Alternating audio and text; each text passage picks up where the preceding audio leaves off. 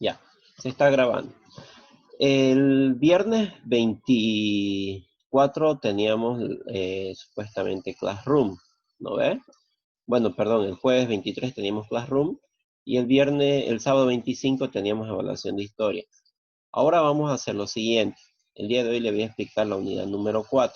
Como hace rato les decía, no puedo tomarles una evaluación de un tema que no hemos avanzado completamente y que no tienen el cuestionario.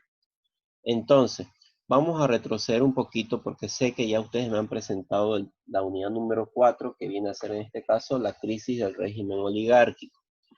Entonces, ¿cuándo vamos a dar esa evaluación? Vamos a dar la evaluación el jueves 30. Ese jueves 30 vamos a dar la evaluación de historia. ¿De qué unidad? De la unidad número 4, la crisis del régimen oligárquico, para finalizar lo que va a ser el primer trimestre, para cerrar el primer trimestre. Entonces, lo que vos vas a hacer es lo siguiente. No tenés nada de tarea que hacer. Solo te vas a dedicar a concentrarte para dar el examen el jueves 30 de historia en Classroom.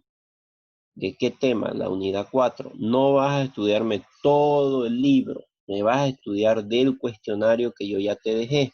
¿Listo? De ese cuestionario que yo ya te dejé. Entonces, ¿qué va a pasar el sábado primero? El sábado primero, en este caso, vamos a dar la evaluación de geografía. ¿De qué tema? Del tema la ganadería, que yo ya te mandé igual la tarea y que seguramente ya me presentaste hasta el día de jueves. ¿No ves? Entonces, inclusive si tenés tiempo de presentarlo hoy día, presentalo. Entonces, de eso vamos a dar examen la próxima semana. O sea que la evaluación de hoy día la vamos a dejar para la próxima semana, jueves 30. O sea que la próxima semana recién vamos a empezar nuestras evaluaciones. De historia el jueves 30 y de geografía el sábado primero. ¿Ya? Esos 2 días vamos a dar examen. ¿Alguien que tenga alguna duda hasta acá? Entonces, lo que vamos a hacer el día de hoy, yo voy a dar una retrospectiva, o sea que voy a volver atrás a la unidad 4 para volvérselos a explicar y quede esto grabado para que ustedes puedan volver a mirarlo el video, ¿ya? Pero yo voy a ir directamente a los puntos clave, ¿listo? Alguien que tenga alguna duda hasta acá entonces, por favor, para que deje de compartir en este preciso momento. Creo que ya notaron todos, ¿no? Igual va a estar grabado para que tú puedas subirlo. Ahorita miren, está grabando, sé quiénes están en clase y solamente veo 1, 2, 3, 4, 5 personas. Entonces, esto se está grabando y eso voy a subirlo yo ahorita a compartir con sus padres. ¿Ya? Bueno, ahora sí, entonces vámonos directo a la unidad número 4. Vamos a retroceder un poquito, ¿ya? Y lo que tú vas a hacer es prestar atención y tomar tus apuntes. ¿Listo? Bueno, entonces nos vamos a ir a la unidad número 4 y en esta unidad vamos a encontrar diferentes temas. Por ejemplo, Bolivia, cómo se va a desencadenar en la crisis de 1929, cómo va a enfocar Bolivia también en lo que va a ser el conflicto de la guerra del Chaco con el tiempo. ¿Ya? Ahora, para entender este tema, esta unidad debemos conocer de que ha habido generalmente diferentes tipos de gobiernos. En Bolivia se han establecido gobiernos de tinte liberal, ¿ya? Y estos gobiernos de tinte liberal han sido los siguientes, que tú puedes ver ahí, que han comenzado justamente desde 1899 hasta 1920. ¿Listo? Entonces, esos gobiernos liberales han establecido políticas de desarrollo económico basado en dos principios, en la exportación y el individualismo económico. Y han tratado de fomentar la minería, la explotación del caucho, la exportación de diferentes otros productos menores, ¿ya? Entonces ellos van a proponer repartir la tierra entre diferentes familias comunarias para dar paso así al surgimiento de pequeños propietarios.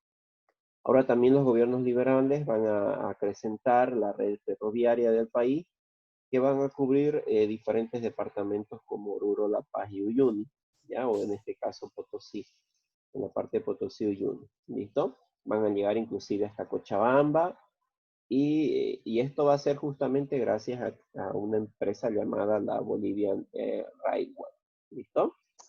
Bueno, Otro aspecto de estos gobiernos liberales es que durante este periodo se va a cambiar de la explotación de la plata a la explotación del estaño, y en donde van a emerger grandes personajes multimillonarios, ya como Simón Patiño.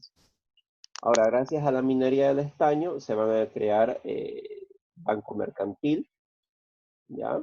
Cuyo propietario va a ser justamente el propio Patiño, ¿ya? Y van a emerger muchos bancos que van a emitir su propia moneda y que se van a encargar también de acuñar nuestra moneda, ¿ya? Ahora, la política internacional de los liberales se determinó justamente por la firma de diferentes tratados. En este caso, uno de los primeros tratados que vamos a ver en la lámina va a ser justamente el Tratado de Petrópolis, el 17 de noviembre de 1903, en donde vamos a perder definitivamente lo que va a ser el ACA. Después otro de los tratados va a ser justamente el tratado con Perú en 1910, en donde Bolivia va a ser 250.000 kilómetros cuadrados, ¿ya? Todo lo que va a ser la región de Purus y Apolobamba vamos a perder prácticamente, casi Apolobamba, ¿ya? Y otro de los tratados a continuación va a ser el tratado con Chile, firmado el 20 de octubre de 1904, en el que el gobierno boliviano decide establecer la paz con ese país y va a ceder a perpetuidad los territorios del litoral boliviano, ¿ya? Bueno, a cambio de una construcción de un ferrocarril supuestamente entre La Paz y Arica. Las transformaciones de la vida urbana. Dentro de lo que va a ser las transformaciones de la vida urbana, chicos, podemos encontrar que estos gobiernos liberales hicieron que también pues ingresen diferentes tipos de tecnología en sus momentos de última gama. Por ejemplo, se van a llevar a cabo la construcción de tranvía, la conexión de redes telefónicas, la circulación de los primeros automóviles, y también, por supuesto, pues se van a dar la instalación de tendidos eléctricos, ¿ya? Ahora, esta modernización también va a hacer de que cambie la vida social de las personas, o se establezca un entorno social diferente, con la inclusión del cine, el uso de tocadiscos, máquinas de escribir y otras, ¿ya? Entonces es así que se da esta transformación, y lo que va a hacer en este caso la educación y el matrimonio durante este periodo va a ser especialmente pues a través de, pues la educación va a estar encargada por un pedagogo llamado George Roma, que va a plantear justamente pues que la educación tiene que ser enfocada especialmente por personas muy diferentes a la iglesia, ¿ya? Por personas que especialmente pues se especialicen en llevar la educación a diferentes partes de Bolivia, ¿ya? Después de esto vamos a ver nosotros la creación de la normal. En la normal es donde estudian personas para ser maestros, ¿listo? Ahora se llaman escuelas superiores. Una de las primeras creadas va a ser la normal superior de Sucre. ¿Listo? Ahora, con respecto a los matrimonios antes sí o sí te tenías que casar por la iglesia para que el Estado te reconozca, para que el Estado proteja y te dé los derechos con respecto a diferentes tipos de sistemas, por ejemplo, de heredar herencias, tener un patrimonio. Pero aquí entra lo que va a ser el matrimonio civil, y es entonces que el país solamente va a reconocer ahora este matrimonio civil a través de jueces, eh, va a reconocerlo como legal dentro del territorio boliviano. Y todo esto se da en los gobiernos republicanos, perdón, en los gobiernos liberales. Después de esto, salen los gobiernos liberales, por la firma de los tratados se vuelven para la población como que muy débiles y ingresan los gobiernos republicanos. Y dentro de los gobiernos republicanos, ellos van a plantear especialmente reivindicaciones, un pacto social, una lucha contra la corrupción, y esto la población en general va a aceptarlo. Y ahí vamos a ver en la lámina que los gobiernos republicanos van a comenzar justamente desde 1920 hasta 1936 va a ingresar. Uno de los primeros va a ser Bautista Saavedra y uno de los últimos va a ser José Luis Tejada Sorzano, ¿ya? Entonces, dentro de los gobiernos liberales podemos ver a Saavedra, que va a liberar justamente pues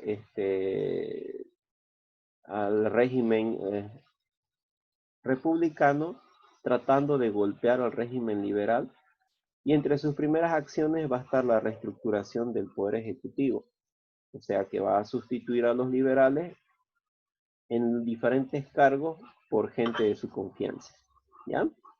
Después vamos a tener nosotros lo que va a ser la masacre de Jesús de Manchaca y de Uncía, ¿listo?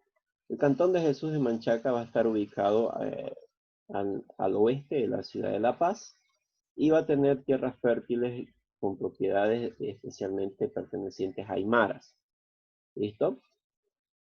Los terratenientes, personas muy importantes o grandes comerciantes, van a pretender en este caso crear haciendas en esa región, recurriendo a diferentes formas de engaño para hacerse dueños de propietarios de estas tierras. Y eso va justamente pues a que los indígenas, los líderes locales, molestos, empiecen una especie de protesta, ¿ya?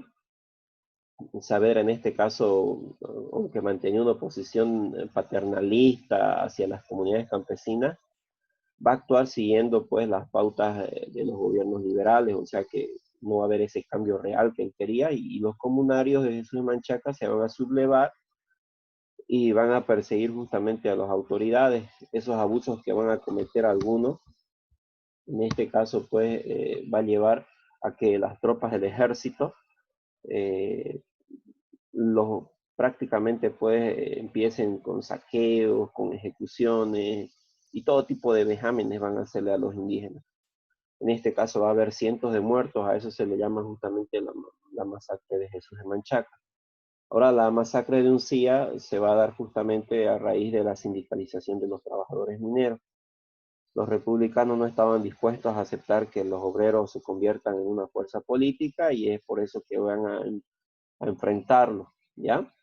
En 1923 los trabajadores mineros de Uncía se van a organizar y ante tal hecho el gobierno de Saavedra, de Bautista Saavedra, va a mandar tropas y va a empezar justamente un movimiento obrero y el 4 de junio los trabajadores se van a movilizar en su contra de Saavedra y ahí se va a dar justamente otra vez la masacre de Uncía, ¿ya? Entonces vamos viendo ahí dos problemas grandes de los gobiernos republicanos, van comenzando con mano dura, ¿ya? Después la crisis de los gobiernos republicanos. Bautista Saavedra y el déficit fiscal, dice ahí, ¿no? Vamos a ir viendo que dentro de la crisis, unos meses después de que Saavedra asumiera la presidencia, un grupo de los partidos republicanos van a conformar un frente político denominado el Partido Republicano Genuino, encabezado por Daniel Salamanca, ¿ya? Ahora, este partido lo que va a hacer es demostrar que Saavedra había después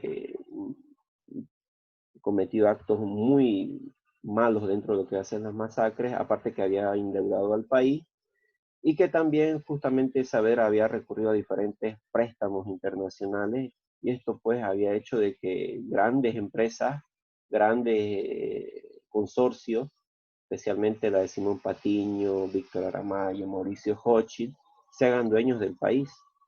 Entonces es así que el señor Daniel Salamanca incita a un nuevo cambio de poder. Y en este cambio de poder va a ingresar Hernán Siles, que va a ser el sucesor justamente pues de Salamanca, ¿ya?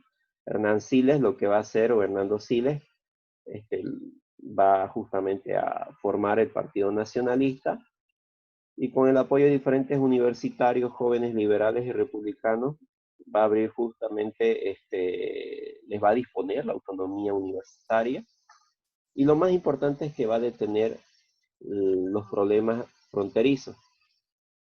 Estamos hablando que en 1928 firma un convenio con el Paraguay para que no estallen los problemas en una guerra y a través de la diplomacia se evita este conflicto, ¿ya? Ahora Bolivia va a ingresar, después de que Estados Unidos se da en Estados Unidos la crisis de 1929, Bolivia ingresa también a este problema que va a afectar profundamente lo que va a ser el aparato productor minero, ¿ya? sus efectos al total de la economía boliviana va a ser justamente grandes problemas sociales. Por ejemplo, en 1927, la producción mundial de estaño, que comenzaba a superar la demanda, va a generar una caída de precios internacionales enorme. Y en 1929 la cotización norteamericana va a estar en $917 por tonelada. Y miren, ya cambiándose en 1929 va a descender a 794 toneladas. ¿Ya? Bueno, entonces es así que en 1930 se va a disponer suspender el pago de la deuda externa porque no podíamos nosotros ya prácticamente pues seguir pagando un dinero afuera porque ya habíamos ingresado a la guerra del Chaco, ya estábamos perdiendo dinero nosotros y por nada más se va a devaluar lo que va a ser el boliviano y va a encarecer el costo de los alimentos, el arroz, el azúcar, la harina, y muchas fábricas van a tener que cerrar, ¿ya? Esto va a hacer de que salga el gobierno y va a ingresar Salamanca y su tiempo, ¿no? Dentro de nuestro libro. Dentro de lo que va a ser el gobierno de Salamanca, él nos va a llevar a lo que va a ser la guerra del Chaco, ¿listo? Ahora, la principal política partidaria que va a ocupar este personaje va a ser justamente la política de pisar fuerte en el Chaco. Y esto con este problema va a tratar de unificar y hacer que los bolivianos olvidemos los problemas económicos. Ahora, el Chaco va a ser un territorio aproximadamente de 290.000 kilómetros cuadrados, y va a ser generalmente una llanura semiárida, surcada por diferentes tipos de corrientes de agua, poco, sí, no mucho, ¿ya? Poco poblado en su momento. Y cuando se va a iniciar el conflicto, en este caso el conflicto va a ser porque supuestamente en esa zona radicaban yacimientos de hidrocarburos, ¿ya?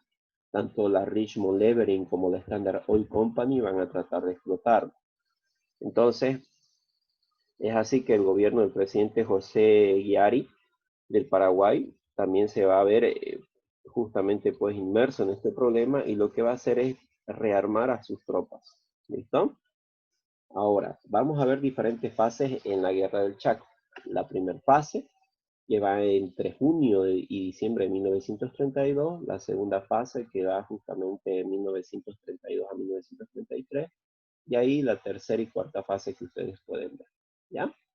Dentro de lo que viene a ser en este caso junio de 1932, vamos a ir viendo nosotros que las tropas bolivianas van a tomar la laguna Chuquisaca, que era una fuente de agua muy importante en medio de todo el Chaco, ¿ya?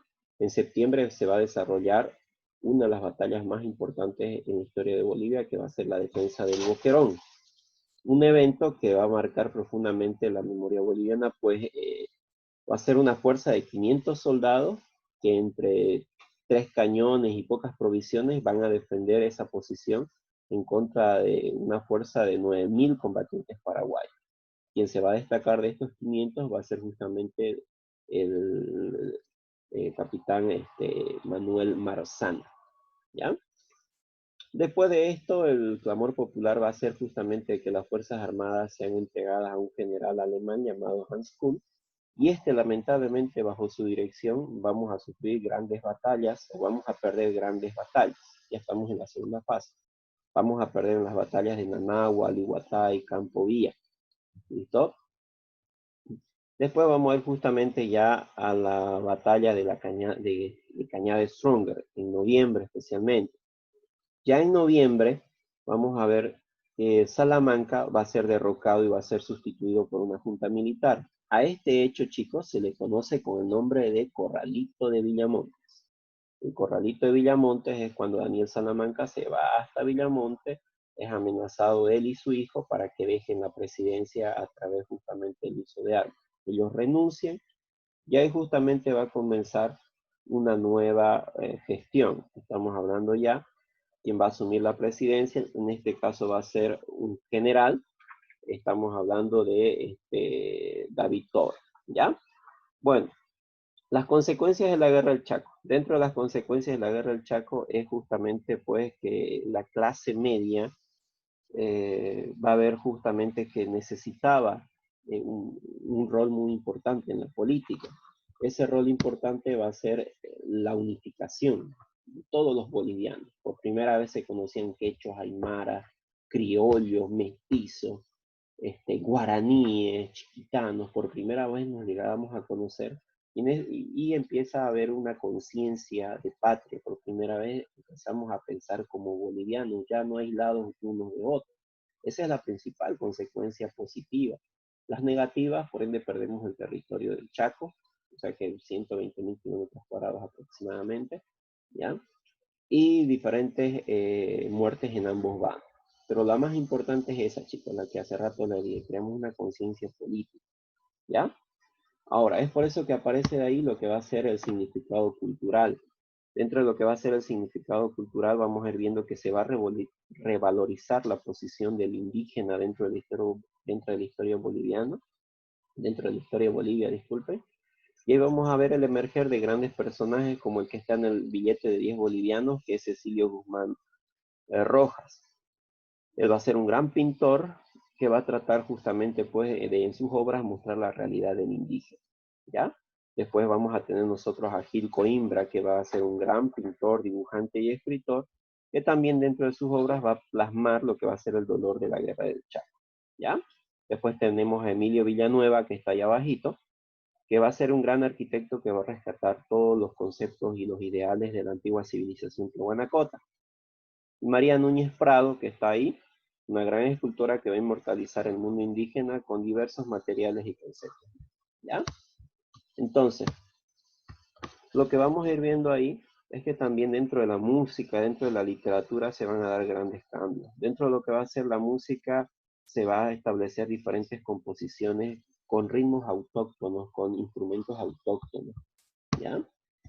Disculpen que explique rápido porque quisiese detallar cosas cuando terminemos la explicación con ustedes si tienen alguna duda. Después, dentro de lo que va a ser en materia de literatura, van a emerger figuras muy importantes como Augusto Céspedes, Óscar Cerruto y Carlos Montenegro. Van a tratar de velar en sus obras, especialmente pues la forma de vida del indígena, los problemas que tenía y especialmente pues esa relación de sentimiento que tenía con el país. O sea, cómo se sentía él, si era miembro boliviano o no, ¿ya? El socialismo militar. El socialismo militar, chicos, viene a ser un pacto entre los militares y la población en general. Propiamente dicho, más que todo con la población indígena. ¿Ya? Ahora este socialismo militar comienza con el presidente David Toro y llega hasta el presidente Germán Bush. Como les decía hace un momento, el socialismo militar es una especie de apoyo que reciben los militares por parte de la población.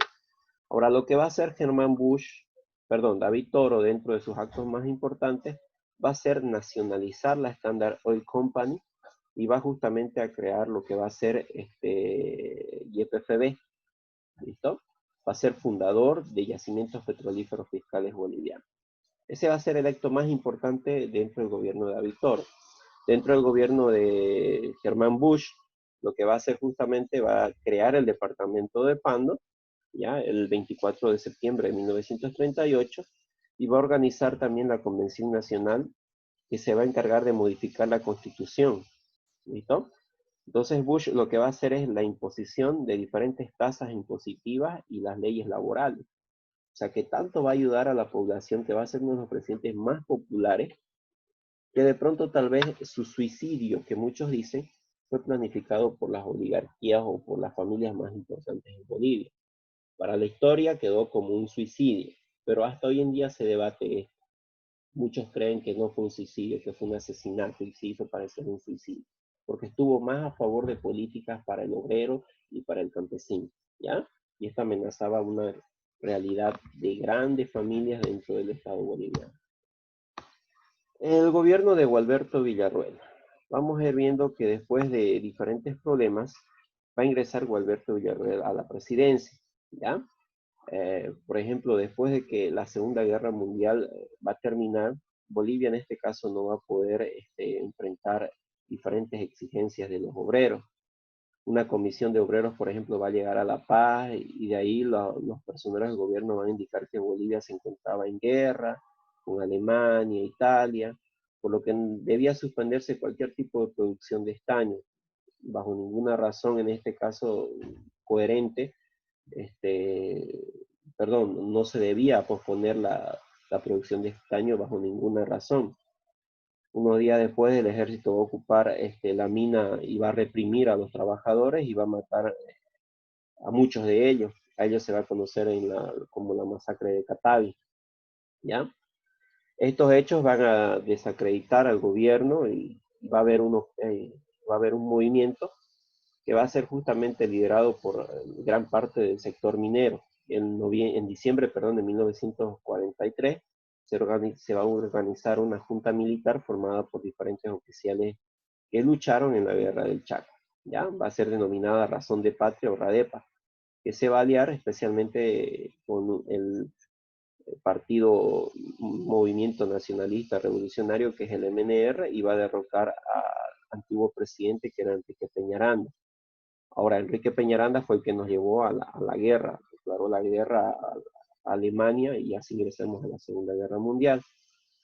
Se va a instaurar ahí justamente el gobierno de Gualberto Villarroel, y dentro de este gobierno de Gualberto Villarroel, en este caso,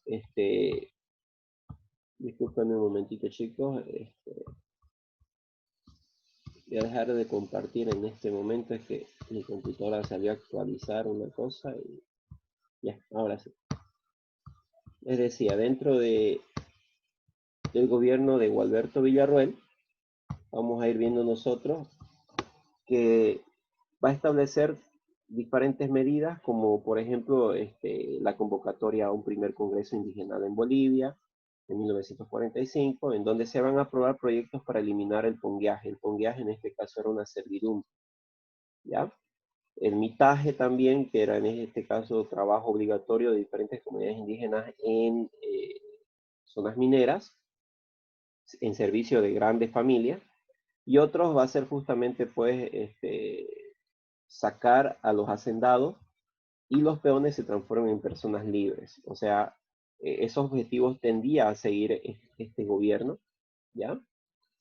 Pero lamentablemente pues Villarroel va a tener un pequeño apoyo del sector minero. Su gobierno prácticamente va a fundar la Federación de Trabajadores Mineros de Bolivia. Se va a dar inclusive un congreso de sindicatos mineros en la localidad de Pulcayo, Potosí, y se va a aprobar varios documentos. El régimen de Villarroel en este caso se caracterizó también porque si no aceptaban lo que él los mandaba a reprimir inmediatamente. Y eso valió a que aparezcan muchos opositores y aparte no cumplió con todo lo que había prometido. Entonces se va a producir una turba enérgica que va a ir y va a asaltar el palacio, lo va a atacar porque no va a cumplir lo que él había prometido y va a ser el único presidente asesinado en nuestra historia. Ahí vemos, nosotros lo van a colgar afuera, en este caso en la Plaza Murillo, ¿ya? Bueno, hasta aquí llegamos con el tema. Hasta aquí ojalá ustedes le hayan entendido un poquito más a esto. De todo esto, lo más importante es que van a emerger diferentes partidos políticos que van a encabezar la próxima parte de la historia boliviana. Estamos hablando del Movimiento Nacionalista Revolucionario, de la Falange Socialista Boliviana. Entonces son dos partidos muy importantes que van a trazar el rumbo de la política desde 1945 hasta 1985. ¿Ya? Bueno, hasta aquí la explicación de este tema. Yo quisiese que si hay preguntas y dudas voy a dejar en este momento de compartir para verlos a todos ustedes, porque esto está siendo grabado y lo voy a subir después a YouTube, y de YouTube voy a pasar el enlace a los papás. ¿Tienen alguna duda, alguna pregunta hasta aquí, chicos? La próxima semana no vamos a tener Zoom. El jueves vamos a tener el examen de historia de esta unidad. Ya ustedes me presentaron. No les estoy dejando tarea para escribir nada. Solo quiero que me estudien toda la unidad 4. Van a ser 17 preguntas que te voy a hacer. ¿Listo? Son 17 preguntas que te voy a hacer. Ya te voy a dejar explicadito en Classroom. no esperes que yo te diga, hijo, ya ingreso, te pase el enlace del examen. Tú ingresas a Classroom a la hora que nos toca el día jueves y ya inmediatamente se va a habilitar el examen. No antes. Si tú ingresas antes, un día antes, no se va a habilitar. Voy a programar justamente a la hora que nos toca con ustedes el jueves el examen de historia ingresa. Son 17 preguntas. Todo lo que son las preguntas múltiples, porque te voy a dar preguntas para que tú escojas A, B, C, D, E. Todas esas preguntas van a tener un valor de 5 puntos a 7 puntos. ¿Ya? Voy a definirlo durante el transcurso de esta mañana. Y las preguntas que son falso y verdadero van a ser sobre un punto. ¿Listo? Entonces, ahí va a estar los 45 puntos. ¿Listo? Y el día sábado como hoy, tú ingresas a esta hora a las 8:30 y ya va a estar a Classroom, ya va a estar el examen también de 15 preguntas en este caso. Y si es menos, alegría, porque es un tema cortito la ganadería, ¿ya? Y eso son las evaluaciones finales. Ya habíamos tomado una evaluación antes de irnos a la pandemia. Ahora, quiero que consideres esto, por favor, hijo. Todas tus presentaciones son 45, ya los tenés ganados. Son 45 puntos asegurados. Al tener menos evaluaciones, significa que una evaluación que saques 10 puntos, se queda. Y una segunda evaluación que saques otros 10 puntos, se suma con la otra y se divide. ¿Cuánto crees que queda? 10. Ahora, 45 de tus presentaciones, más 10 de la evaluación, 55, más 10 de tu ser y decidir, 65 puntos. Entonces, al tener pocas evaluaciones significa que no puede fallar. No puede fallar. Esa es una desventaja de evaluar poco. En cambio, cuando un profesor cada rato está tomando exámenes, te da la oportunidad de ir mejorando. Entonces, esa es una gran desventaja. Entonces, si has visto que hay maestros que te han evaluado de cada rato, agradecele, dale un aplauso. ¿Por qué? Porque ellos te han dado la oportunidad de fallar y de reivindicarte en los otros. Pero cuando hay este problema que yo estoy atravesando ahora con todos mis colegios, porque no había el permiso de evaluar, yo tenía miedo que alguien me procese, lamentablemente es así, no todos los padres son como sus padres, que son buena gente y dicen, ya el profe está evaluando, ya que lo haga. Hay otros padres que quieren denunciar, entonces por eso yo no evaluaba. ¿Ya? Ahora tenemos 2 evaluaciones. Entonces estudie. En ambas materias tenemos 2 evaluaciones. Estudie. Va a ser una la que vimos antes de la pandemia y esta segunda. ¿Ya? Y trata de sacar en esta segunda los 45 chantados. Por eso no te voy a dar tarea en Classroom esta semana. Solo dedícate a estudiar. Solo sí voy a subir los apuntes de hoy para Classroom para que me los pases. ¿Ya? ¿Alguna pregunta, alguna duda que tengan? Tenemos 3 minutitos más. No hay duda, no hay preguntas entonces. Bien, mis niños.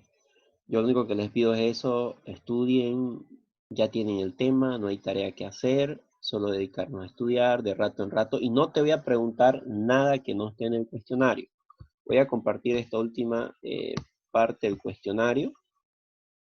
¿Dónde está? Y vean ustedes, no te voy a preguntar nada que no esté en el cuestionario. O sea que si existe tu cuestionario, bien, fíjense, son 39 preguntas. O sea que si son en historia 17 preguntas, sí o sí 17 van a ingresar de las 39 y el resto van a quedar al margen. Entonces, por eso es que te pido que si hiciste bien tu cuestionario, aquí yo pruebo, en cada examen pruebo si tu deber estaba bien hecho. Entonces, aquí se va a reflejar si realizaste bien tu cuestionario, si trabajaste bien tu cuestionario. Son 39, de las 39, 17 va a ingresar. Entonces, si hiciste bien tu cuestionario, no necesitas leer todo el libro, directo a las preguntas, directo a las respuestas, ¿ya? Y siempre ten en cuenta esto. Yo me gusta jugar así, me gusta transformar la respuesta en la pregunta. Y generalmente, entonces, ¿qué sería la respuesta? La pregunta de esa respuesta, ¿no ves? Entonces, juega de esa manera, estudia de esa manera, ¿ya? Y va lo mismo para geografía, ¿listo? Bueno, ¿alguna pregunta más que tengan por ahí? ¿Nada? ¿Seguro, chicos? Bien. Profe, Te escucho, hija. tengo una pregunta. ¿Usted hasta cuándo puede recibir plazo para presentar todas sus tareas? Bien, Bueno, bien, en eso, Classroom. me estaba olvidando. Bienísimo, hija. Todos los que tienen las presentaciones, yo voy a sacar una lista hasta el día jueves del primer examen. Como no vamos a tener Zoom, yo voy a sacar una lista y las voy a publicar. ¿Listo? Una vez que publique esa lista, los que no estén en esa lista son que tienen todo completo.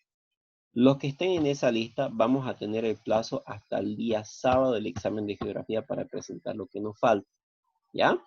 Ahora también, si alguno se sorprende y dice, ¿por qué yo estoy en la lista si yo presenté todo? Es porque tú me enviaste los mensajes de WhatsApp. Lo que te voy a pedir, por favor, es que si tú tenías todo y me enviaste los mensajes por WhatsApp, yo recibo alrededor, ya les voy a mostrar cuando volvamos, chicos, van a ver, cuando volvamos a clase en septiembre, les voy a mostrar mi celular, los mensajes. Tengo más de, yo creo que siendo bien, digamos, diminutivo el término, tengo alrededor de unos 100 a 200 mensajes en el celular que no he leído. De muchos alumnos. Te voy a mostrar, inclusive hasta ni vas a querer ver el celular después. Entonces lo que vas a hacer es, si aparece tu nombre y ya me enviaste todo por WhatsApp, ese sábado mismo me vuelves a enviar un mensaje con nombre y apellido para que yo revise ya en el WhatsApp, porque lo que he estado haciendo he estado revisando yo por Classroom. ¿Listo?